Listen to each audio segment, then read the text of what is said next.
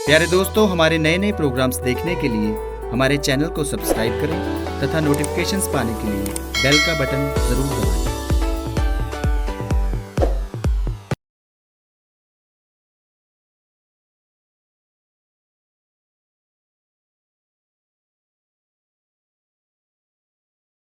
अनुग्रह वाणी सुनने वाले मेरे सभी भाई बहनों को जय यीशु की। आज हम थोड़ी देर उपवास के बारे में मनन चिंतन करें। हमें उपवास क्यों करना चाहिए, उपवास क्या है। उपवास एक परंपरा नहीं है, बल्कि हम सबों के लिए उपवास करने की आवश्यकता है। उपवास का अर्थ है उपवास। उपवास यानी साथ रहना। जैसे कि हम कहते हैं उप जिलाधिकारी, उपाध्यक्ष, यानी उप माने साथ, वास माने साथ रहना, कि हम सबों को प्रभु ईश्वर के साथ रहने की आवश्यकता है। और प्रभु यीशु के साथ रहने के लिए हमने बहुत सारी चीजों को छोड़ना पड़ता है, त्याग देना पड़ता है। जब तक हम लोग जो है हमारे जीवन में चीजों को त्यागते नहीं हैं, तो हम प्रभु के साथ नहीं रह पाते हैं। इसलिए अनेक बार खाना छोड़ दिया जाता है ताकि हम लोग हमारी इंद्रियों को नियंत्रण करें और प्रभु के साथ रहें। कभी हम लोगों को हमारे जीवन में जो बुराइयां हैं, उन बुराइयों को छोड़ना पड़ता है, तभी हम प्रभु के साथ रह सके। हमारे अंदर बुराई रखते हुए हम प्रभु के साथ नहीं रह सकते हैं। हम लोग बाइबल में पुराने नियम में और नए नियम में देखते हैं बहुत सारे लोगों ने उपवास किया, अनेक नबियों ने उपवास किया। और हम लोग नए नियम में पढ़ते हैं यीशु ने भी उपवास किया, उसके शिष्यों ने भी उपवास किया। तो इसलिए हम सबों को उपवास करने की आवश्यकता है, ताकि हम हमारे जीवन में उपवास करते हुए प्रभु के साथ रहें और प्रभु के साथ रहकर प्रभु के कार्यों को हम लोग कर सकें। प्रभु से जब फरीसियों ने पूछा कि यूहन्ना के शिष्य उपवास करते हैं पर तुम्हारे शिष्य क्यों उपवास नहीं करते हैं, तब प्रभु ने कहा जब तक दूल्हा उनके साथ रहेगा कि बाराती उपवास नहीं करते हैं, पर दूल्हा उनसे बिछुड़ जाएगा उस समय वे उपवास करेंगे। इसका मतलब प्रभु उन लोगों को बता रहा था कि जब तक प्रभु यीशु उनके साथ है, उनको उपवास करने की जरूरत नहीं है। जब प्रभु हमसे बिछुड़ जाता है, हमारे पापों के कारण, हमारी बुराइयों के कारण, जब हमारे जीवन में बंधन आ जाते हैं, उस समय हमें उपवास करने की आवश्यकता है, ताकि हम प्रभु के पास लौटें और प्रभु के साथ वास करें। और प्रभु के साथ वास करते हुए हम लोग प्रभु की आशीषों को हमारे जीवन में प्राप्त कर सकें। इसलिए मेरे प्रिय भाइयों बहनों, हमारे जो है कलीसिया में उपवास का बहुत ही महत्व होता है। और इसलिए हम सबों को समय समय पर उपवास करते हुए प्रभु के साथ रहने की आवश्यकता है और प्रभु के साथ चलने की आवश्यकता है। हम मत्ती का सुसमाचार अध्याय 6 पद संख्या 17 से पढ़ेंगे तो प्रभु का वचन कहता है, ढोंगियों की तरह मुंह उदास बनाकर उपवास नहीं करो। वे अपना मुंह मलिन बना लेते हैं, जिससे लोग यह समझे कि ये उपवास कर रहे हैं। इसका अर्थ यही है कि अनेक लोग अविशेष रीति से, प्रभु कहता है फरीसी लोग उपवास करते समय अपना मुंह मलिन बना देते हैं, ताकि सभी देखने वाले यह समझ सकें कि ये उपवास कर रहे हैं। मेरे प्रिय भाई बहनों, उपवास जो है दिखाने के लिए नहीं, अपना श्रेय बढ़ाने के लिए नहीं, शाबाशी पाने के लिए नहीं, बल्कि हम लोग उपवास करते हैं ताकि हम प्रभु के साथ रहें। इसलिए प्रभु कहता है जब तुम उपवास करते हो, इसका अर्थ क्या है? प्रभु कहता है जब तुम उपवास करते हो, इसका अर्थ यही है हमें उपवास करना है, हमें उपवास करना है। प्रभु ने यह नहीं कहा यदि तुम उपवास करते हो, प्रभु ने कहा जब तुम उपवास करते हो। इसका मतलब प्रभु कहता है हमें उपवास करने की जरूरत है। और प्रभु हमें बताता है उपवास करते समय हम लोग क्या करें। प्रभु कहता है सिर में तेल लगाएं, अपना मुंह धो लें और अच्छी तरह से उपवास करें ताकि किसी को भी पता ना चले। और स्वर्गीय पिता जो अदृश्य है वो हमें देखता है और हमें पुरस्कार देगा। यदि हम लोगों को दिखाने के लिए उपवास करते हैं तो हम लोगों के द्वारा पुरस्कार पाते हैं, यानी शाबाशी पाते हैं, तो उससे हमारा पुरस्कार मिल गया है। पर यदि हम प्रभु के लिए उपवास करते हैं, प्रभु के साथ रहने के लिए उपवास करते हैं, बंधनों को तोड़ने के लिए उपवास करते हैं, तो क्या होता है कि प्रभु हमें पुरस्कार देगा। हमें प्रभु का पुरस्कार चाहिए। इसलिए हम जब उपवास करते हैं बड़े अच्छी तरह से उपवास करने की कोशिश करें। हम लोग लूकास का सुसमाचार अध्याय 4 पद संख्या 1 में पढ़ते हैं। ये जब प्रभु ने जो है बपतिस्मा ग्रहण किया वो पवित्र आत्मा से परिपूर्ण हो गए। हम लोग देखते हैं जब प्रभु यीशु ने बपतिस्मा ग्रहण किया उस समय स्वर्ग खुल गया और पवित्र आत्मा कपोत के रीति से उनके ऊपर उतर आया और वे पवित्र आत्मा से परिपूर्ण हो गए। और वचन कहता है कि आत्मा उनको निर्जन प्रदेश की ओर ले चला। वहां पर प्रभु यीशु ने जो है 40 दिन और 40 रात उपवास किया। यदि प्रभु यीशु ने खुद अपना मिशन शुरू करने के पहले 40 दिन और 40 रात उपवास किया, इसका क्या कारण होगा? कि आत्मा से भरने के लिए नहीं, वो आत्मा से पहले ही परिपूर्ण थे। कि हम लोग लूकास का सुसमाचार अध्याय 4 पद संख्या 14 में पढ़ते हैं, 1 में पढ़ते हैं कि वे परिपूर्ण थे। और वचन 14 में हम लोग पढ़ते हैं कि पवित्र आत्मा के सामर्थ्य से वो गलीलिया लौटे। इसका अर्थ क्या है? उपवास करने से कि हमें सामर्थ्य मिलता है, शक्ति मिलता है। शायद हम शरीर से कमजोर हो जाएंगे पर हम लोग आत्मा से परिपूर्ण हो जाएंगे, आत्मा की शक्ति हमें प्राप्त होगी। मेरे प्रिय भाई बहनों, जब तक आत्मा की शक्ति, आत्मा की सामर्थ्य हम नहीं पाते हैं तब तक हम लोग शैतान के विरुद्ध, बुराई के विरुद्ध लड़ नहीं पाते हैं। हम लोग मार्कुस का सुसमाचार अध्याय 9 उसके पद संख्या 29 में पढ़ते हैं। प्रभु यीशु अपने शिष्यों को कहता है उपवास और प्रार्थना के बिना ये जाति नहीं जाती है। हम लोग देखते हैं कि मार्कुस के सुसमाचार अध्याय 9 में हम लोग पढ़ते हैं कि प्रभु के शिष्यों के पास एक दुष्ट आत्मा से ग्रसित लड़के को लाया गया था। और जो है शिष्यों ने बहुत कोशिश की पर उनके अंदर से वो दुष्ट आत्मा नहीं निकला। उतने में प्रभु यीशु आया और लड़के के बाप ने उस लड़के को प्रभु यीशु के पास ले गया।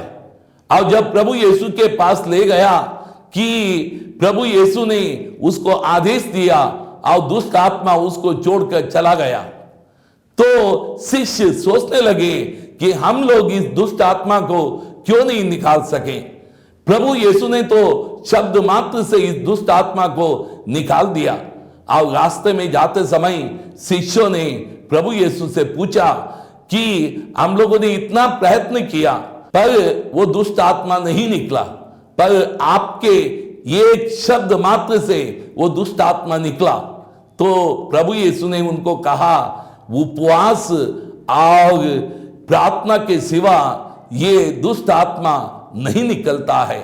इसका मतलब ये है कि हम लोग उपवास और प्रार्थना के माध्यम से ही सामर्थ्य पाते हैं। इसका मतलब ये नहीं है मेरे प्रिय भाई बहनों, हम केवल उपवास रखते समय प्रार्थना भी करें। हो सकता है कि हम लोगों को खाना बनाने के लिए और खाने के लिए बहुत समय व्यर्थ हो जाता है। उस समय को हम प्रार्थना बिताएं, जिसके माध्यम से हम प्रभु के संगति में रह सकें। मैंने देखा कई बार अनेक लोग कि 2 दिन 3 दिन 4 दिन उपवास करते हैं और अपनी जरूरत के लिए प्रार्थना करते हैं और प्रभु उनको उस जरूरत पूरा कर देता है। इसलिए मेरे प्रिय भाइयों बहनों, हमें शुद्ध करने की आवश्यकता है। उपवास जो है हमें अपने आप को शुद्ध करने के लिए भी मदद करता है। इसलिए हमारे जीवन में उपवास महत्वपूर्ण है। ये बात प्रभु हमें सिखाता है। हम बाइबल में अनेक प्रकार के उपवास को देखते हैं। हम लोग देखते हैं कि डैनियल ने आंशिक उपवास किया, यानी खाना तो खा रहा था, उसने जो है कि मीट मछली खाना छोड़ दिया और बहुत ही अच्छा खाना खाना छोड़ दिया और अपना शरीर में तेल लगाना छोड़ दिया। इस तरह से उसने कुछ दिन के लिए उपवास किया। तो हम बाइबल में पढ़ते हैं उसने प्रभु का दर्शन किया और प्रभु ने उसको संदेश भी दिए। मेरे प्रिय भाइयों बहनों, जब हम उपवास करके प्रार्थना करते हैं, प्रभु हमसे बातचीत करने लगता है। कि हम लोग लूकस के सुसमाचार में पढ़ते हैं, अन्ना नामक नबिया जो है मंदिर में रहती थी, प्रार्थना में और उपवास में समय बिताती थी। और जब प्रभु यीशु को मंदिर में चढ़ाने के लिए आए और उस समय वो बाहर आई और प्रभु का उसने दर्शन किया। इसका मुख्य कारण है कि वो उपवास और प्रार्थना में रहती थी। आज भी यदि हम उपवास और प्रार्थना में रहें, प्रभु हमें दर्शन देता है और उसकी इच्छा और हमारे जीवन के लिए प्रभु की क्या योजना है वो हमें बता देता है। इसलिए कभी कभी हम लोगों को यदि पूर्ण रीति से नहीं, आंशिक उपवास रखने की जरूरत है, त्याग करने की जरूरत है। ये प्रभु हमें सिखाता है। मेरे प्रिय भाई बहनों, हम लोग देखते हैं कि कुछ लोगों ने पूर्ण उपवास किया, जैसे एस्तर ने। हम लोग अध्याय 4 पद संख्या 15 और 16 में पढ़ते हैं, एस्तर ने मोर्दकाई से कहा कि जाके लोगों से कहो 3 दिन वो ना खाए ना पिए, मैं भी और मेरी सहेली भी जो ऐसे ही करेंगे, और जिससे जो है हमें राजा का हम लोग कृपा पात्र बन जाएं और राजा जो है हमारी बात को सुने। और हम लोग देखते हैं कि जब एस्तर ने ऐसा किया और करने के बाद वो राजा से मिली और उसकी सारी बातें स्वीकृत कर गई और एस्तर जो है राजा के दृष्टि में कृपा पात्र बन गई। इसलिए हम लोगों को कभी कभी पूर्ण रीति से उपवास करने की भी आवश्यकता है। ये बाइबल सिखाता है और अनेक लोगों ने बाइबल में हम लोग पढ़ते हैं पूर्ण उपवास किया। हम लोग ये भी पढ़ते हैं कुछ लोगों ने लंबे समय तक उपवास किया, जैसे मूसा के बारे में हम लोग पढ़ते हैं। मूसा ने 40 दिन और 40 रात प्रभु के साथ उस पर्वत में बिताया, और जब उसने 40 दिन और 40 रात प्रभु के साथ बिताया कि मूसा ने प्रभु का दर्शन किया। ना केवल दर्शन किया बल्कि प्रभु ने मूसा को 10 नियम दिए और वो 10 नियम लेकर 40 दिन के बाद लौटा। मेरे प्रिय भाई बहनों, बाइबल सिखाती है और बताती है 40 दिन और 40 रात जब मूसा ने ईश्वर के साथ वहां रहा कि उसका मुखमंडल चमकने लगा, यानी प्रभु की ज्योति, प्रभु का तेज उसके जीवन में आया। और जब हम लोग भी उपवास करते हुए प्रभु के सामने बैठते हैं, प्रभु का तेज हमारे जीवन में भी आ जाता है। हम लोग देखते हैं यदि हम लोग थोड़ी देर आग के सामने बैठ जाएंगे, धीरे धीरे हमारा चेहरा लाल होता जाएगा, या सूरज में हम लोग खड़े हो जाएंगे, हमारा चेहरा लाल होता जाएगा। उसी तरह से हम उपवास के साथ प्रभु के साथ बैठेंगे, प्रभु का तेज और प्रभु की शक्ति और प्रभु की आशीष हमारे जीवन में भी आ जाएगी। और हमने प्रभु यीशु को खुद देखा कि 40 दिन और 40 रात उसने उपवास किया। उपवास करने के बाद हमने देखा कि शैतान वहां पर उनको प्रलोभन देने के लिए आया, पर प्रभु यीशु ने कि शैतान को कहा, हट जा शैतान, और शैतान वहां से भाग गया। यानी शैतान को भगाने की शक्ति जो है उपवास के द्वारा आती है। इसलिए प्रभु यीशु ने कहा, उपवास और प्रार्थना के सिवा जो है इस जाति को नहीं निकाला जा सकता है। मेरे प्रिय भाई बहनों, हम लोग ईसायाह नबी का ग्रंथ अध्याय 58 में पढ़ेंगे, वहां पर कि हम लोगों को और एक रीति का उपवास देखने के लिए मिलता है। यहां पर प्रभु जो है कहता है कि मैं आपके इस उपवास से जो प्रसन्न नहीं हूं, कि आप लोग उपवास तो रखते हैं, आप उपवास के दिन में कि गलत काम भी करते हैं, उपवास के दिन मजदूरों से कठोर परिश्रम कराते हो, उपवास के दिन लड़ाई झगड़ा कराते हो, और ऐसे उपवास मुझे पसंद नहीं है, कि प्रभु कहता है। मेरे प्रिय भाइयों बहनों, कभी कभी हम लोगों को केवल खाना छोड़ने का उपवास नहीं, बल्कि आत्मिक उपवास करने की जरूरत है। यह आत्मिक उपवास क्या है? बुराइयों को छोड़ना। प्रभु यहां पर ईसायाह नबी के ग्रंथ से हमें कहता है कि हम लोग उपवास रखें और बुराई करें, इससे कोई लाभ नहीं है, कि हम लोगों को बुराइयों को छोड़ने की आवश्यकता है। जब हम लोग बुराइयों को छोड़ेंगे तब हमारे जीवन में प्रभु की आशीष आएगी। इसलिए कि ईसायाह नबी के ग्रंथ अध्याय 58 उसकी पद संख्या 6 में यदि हम लोग पढ़ेंगे, प्रभु कहता है, मैं जो उपवास चाहता हूं वह इस प्रकार है, अन्याय की बेड़ियों को तोड़ना। यानी प्रभु कहता है कि हम उपवासों के दिनों में अन्याय ना करें। यदि हम लोग अन्याय करते हैं तो उपवास रखने से कोई लाभ नहीं है। इससे अच्छा यही होता कि हम अन्याय ना करें, अच्छी तरह से खाना खाएं। इसलिए अनेक बार मैं उपवास के दिनों में लोगों को कहता हूं, आप लोग जो है कि गाली तो देना छोड़ दें और चाहे तो अच्छी तरह से खाना खाएं, ये प्रभु के लिए ज्यादा पसंद होगा। इसलिए हम लोगों को बुराई छोड़ने के लिए प्रभु प्रेरित करता है। प्रभु कहता है, जुए के बंधन खोलना। यानी हम लोगों को किसी व्यक्ति को दास बनाकर और उनसे कठोर परिश्रम नहीं करना चाहिए, क्योंकि वो भी हमारे भाई हैं, वही हमारे बहन हैं। उनके प्रति दया और उनके प्रति प्रेम हमारे जीवन में होने की आवश्यकता है। ये प्रभु हमें सिखाता है। आगे कहता है, पद दलितों को मुक्त करना।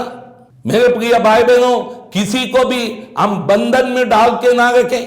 हम देखते हैं कभी कभी जो है कुछ लोग जो किसी व्यक्ति को अपने घर में काम करने के लिए बुलाता है, क्योंकि वो जानते हैं उनका कोई नहीं है, और उनको उधार देते हैं। उधार देने के बाद सूद लगाते हैं, और सूद लगाने के बाद उनका सूद इतना बढ़ जाता है, जिंदगी भर जो है उनके घर में काम करते रहते हैं, पर उधार जो पैसा दिया था वो कभी खत्म नहीं होता है। इस तरह से हम लोग किसी को भी बंधन में डाल के ना रखें, यह बात प्रभु हमें सिखाता है। और कहता है, हर प्रकार की गुलामी समाप्त करना। मेरे प्रिय भाई बहनों, कि हमारे जीवन में हम लोग अनेक बार दूसरों को गुलाम बना देते हैं, कभी कभी हम खुद गुलाम बन जाते हैं। मुझे याद है एक दिन एक भाई मेरे यहाँ आया था इस आश्रम में, और वो आश्रम से बाहर जाकर रास्ते के किनारे खड़े होकर बीड़ी पी रहा था। और मैं अचानक वहां पर पहुंचा और मैंने उस भाई से कहा, तुम ये क्या कर रहे हो? तो भाई कहने लगा, फादर जी आश्रम के अंदर बीड़ी पीना मना है, इसलिए मैं बाहर आया हूं, यहां बीड़ी पीने लगा हूं थोड़ी देर। मैंने उससे कहा, तुम तो बीड़ी का गुलाम बन गए हो। जब मैंने उस भाई से कहा तुम बीड़ी का गुलाम बन गए हो, उस भाई को मेरे ऊपर गुस्सा आया और कहने लगा, फादर जी आपने मुझे गुलाम कहा? मैंने कहा हाँ, तुम गुलाम हो गए हो, इतनी छोटी सी बीड़ी तुम नहीं छोड़ सकते हो, इसका मतलब क्या है? इसका मतलब तुम बीड़ी के गुलाम बन गए हो। मेरे प्रिय भाइयों बहनों, अनेक बार हम लोग शराब, वासना, व्यभिचार, गलत कार्य, भ्रष्टाचार, अन्याय, अत्याचार, इन सबों के गुलाम बन जाते हैं। हम इसको छोड़ नहीं पाते हैं, इसको किए बिना नींद नहीं आती है। कभी कभी हमें चुगली किए बिना नींद नहीं आती है। इसका मतलब क्या है? हम इसके गुलाम बन गए हैं। और प्रभु हमें कहता है कि हमें हर प्रकार से गुलाम से मुक्त होने की आवश्यकता है। यह बात प्रभु हमें सिखाता है। इसलिए मेरे प्रिय भाइयों बहनों कि और प्रभु कहता है भूखों को रोटी देना। हम लोग मत्ती का सुसमाचार अध्याय 25 में पढ़ते हैं, प्रभु कहता है जब मैं भूखा था क्या तुमने मुझे रोटी दी? जब मैं प्यासा था क्या तुमने मुझे पानी दिया? जब मैं बंदी गृह में था क्या तुम मुझे देखने आए? क्या मैं नंगा था क्या तुमने मुझे कपड़ा दिया? इस तरह की बात प्रभु हमें कहता है। यहां पर प्रभु हमें सिखाता है कि उपवास के माध्यम से हम भूखों को रोटी भी दें। हम लोग उपवास तो रखते हैं, उपवास के दिन वो अनाज बच जाता है, उस अनाज से हम क्या करते हैं? वो अनाज हम दूसरे दिन के लिए अपने प्रयोग में ना लाएं, वो अनाज को इकट्ठा करके किसी भूखों को दे दें ताकि वे लोग कम से कम रोटी बनाकर खाएं। प्रभु हमें समझाता है। प्रभु आगे कहता है बेघर दरिद्रों को अपने यहां ठहराओ। यदि किसी के पास घर नहीं है, वो परेशान है, दुखी है, उसको अपने यहां रहने दो। प्रभु कहता है जो नंगा है उसे कपड़े पहनाओ और अपने भाई से कभी मुंह मत मोड़ो। इस तरह का उपवास करने से क्या होगा? प्रभु कहता है कि तुम्हारी ज्योति उषा की तरह फूट निकलेगी। यानी जिस तरह से झरना फूट निकलता है और बहुत सारा पानी आता है, उसी तरह से हमारे जीवन में भी एक आशीष का झरना, एक ज्योति का झरना निकलता है और हमारे जीवन में बहुत सारी आशीष लाता है। इसलिए मेरे प्रिय भाई बहनों, उपवास के कई फायदे हैं। यदि हम लोग आगे के वचनों में पढ़ें, प्रभु हमें बताता है कि उपवास के क्या क्या फायदे हैं। उपवास के द्वारा प्रभु कहता है कि तुम्हारा गांव शीघ्र ही बढ़ जाएगा। इसका मतलब क्या है? इसका मतलब हमें चंगाई मिलेगी। इसका मतलब प्रभु हमें सिखाता है कि हम लोगों को जो है कि जब बीमार हैं उपवास के साथ प्रार्थना करने की आवश्यकता है। प्रभु कहता है तुम्हारी धार्मिकता तुम्हारे आगे आगे चलेगी। यानी उपवास के माध्यम से हम जो है अपनी अशुद्धता दूर करते हुए हम पवित्र हो सकते हैं। और प्रभु आगे कहता है यदि तुम पुकारोगे मैं उत्तर दूंगा। उपवास के साथ रहकर यदि हम प्रभु को पुकारेंगे, प्रभु हमें उत्तर देगा। यह बात प्रभु हमें सिखाता है। प्रभु यह भी बताता है कि अंधकार में तुम्हारी ज्योति का उदय होगा। यदि तुम्हारे जीवन में अंधकार है, यदि तुम्हारे जीवन में दुख है, यदि तुम्हारे जीवन में कष्ट है, परेशानी है, बंधन है, ये सब दूर हो जाएगा। और प्रभु कहता है इस अंधकार में ज्योति का उदय होगा। मेरे प्रिय भाइयों बहनों, कि प्रभु कहता है कि यदि उपवास के साथ प्रार्थना करोगे कि निरंतर मैं तुम्हारा पथ प्रदर्शन भी करूंगा। प्रभु कहता है मेरा स्वर्गदूत तुम्हारे आगे आगे चलेगा और तुम उसके पीछे पीछे चलोगे, तुमको कोई हानि नहीं होगा। यदि हम गलत रास्ते में चलते हैं, प्रभु हमें सही रास्ते में ले चलेगा। इसलिए हम लोगों को उपवास भी करने की आवश्यकता है। वो कहता है मरुभूमि में भी तुम्हें तृप्त कर देगा। हो सकता है यदि हम मरुभूमि में रहेंगे, वहां पानी नहीं है, खाना नहीं है, पर प्रभु हमें बताता है कि वो खाना देगा।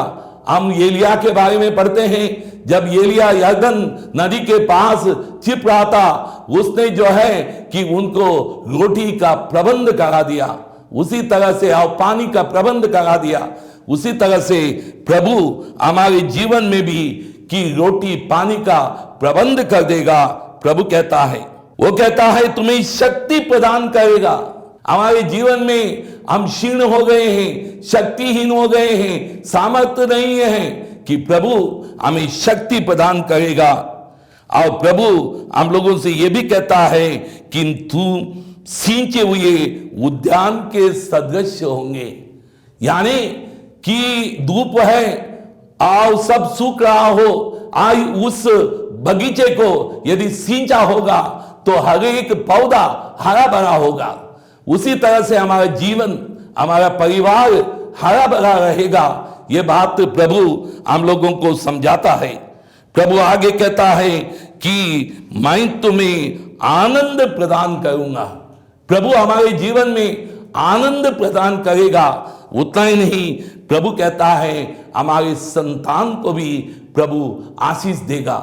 इस तरह से उपवास के बहुत सारे फायदे हम लोग पढ़ते हैं इसायाह नबी के ग्रंथ अध्याय 58 में, और प्रभु हमें सिखाता है किस तरह का उपवास करना चाहिए। मेरे प्रिय भाई बहनों, उपवास करते समय हम लोग केवल खाना ना छोड़ें, उपवास करने का कोई लक्ष्य होता है। और उपवास का मुख्य लक्ष्य यही होना चाहिए, बुराई को छोड़ना, अशुद्धता को दूर करना और पवित्र बनकर प्रभु के साथ रहना। जब हम प्रभु के साथ रहते हैं, प्रभु की हर एक आशीष हमारे जीवन में आएगी, क्योंकि प्रभु यीशु खुद कहता है जो डाली मेरे साथ रहेगी वो फल उत्पन्न करेगी। मैं अनेक बार लोगों को यह भी कहता हूं, प्रभु यीशु ने कोई चमत्कार नहीं किए, बल्कि सारे चमत्कार हो गए क्योंकि प्रभु यीशु पिता के साथ रहता था। और इसलिए जो प्रभु कहता था, जो प्रभु बोलता था, जो प्रभु करता था, वो हो जाता था। यदि हम लोग भी प्रभु यीशु के साथ रहें तो हमारे जीवन में भी ऐसा ही होगा। जो हम कहेंगे हो जाएगा, जो हम करेंगे सफल हो जाएंगे। बहुत सारे लोग कहते हैं हम बहुत सारे काम करते हैं, पर हमारे जीवन में सफलता नहीं है। इसलिए सफलता नहीं है कि हम लोग जो है कि पूर्ण रीति से प्रभु के साथ नहीं है। और प्रभु के साथ रहने के लिए प्रभु हमें बताता है हमें उपवास करना है। उपवास का अर्थ यही है, उपवास यानी प्रभु के साथ रहना। और प्रभु यीशु ने अपने शिष्यों को उनके साथ रहने के लिए बुलाया। हम सभी प्रभु के शिष्य हैं, प्रभु के साथ रहें और प्रभु के साथ रहकर अपने जीवन में आगे बढ़ें। इसलिए आइए मेरे प्रिय भाई बहनों, हम बड़े भक्ति भाव से इस वक्त प्रार्थना करें। हे पिता परमेश्वर, हम आपको धन्यवाद देते हैं, हम तेरी स्तुति करते हैं, हम तेरी महिमा करते हैं। ये प्रभु यीशु हमारे जीवन में हमें बहुत सारी चीजों को त्यागने की आवश्यकता है। कभी कभी भोजन त्यागेंगे, कभी बुराइयां त्यागेंगे, और जो हमारे बीच में और आपके बीच में जो आते हैं उन सबों को त्याग कर हम निरंतर आपके साथ रहें। क्योंकि प्रभु आपने हमें आपके साथ रहने के लिए बुलाया है। आप हमें बताते हैं कि आप दाखलता हैं और हम डाली हैं, और हम आपके साथ रहें तो बहुत सारी फल हमारे जीवन में हम उत्पन्न कर पाएंगे। प्रभु ये कृपा तो हमें प्रदान कर, यही प्रार्थना करते हैं अपने प्रभु यीशु के नाम में,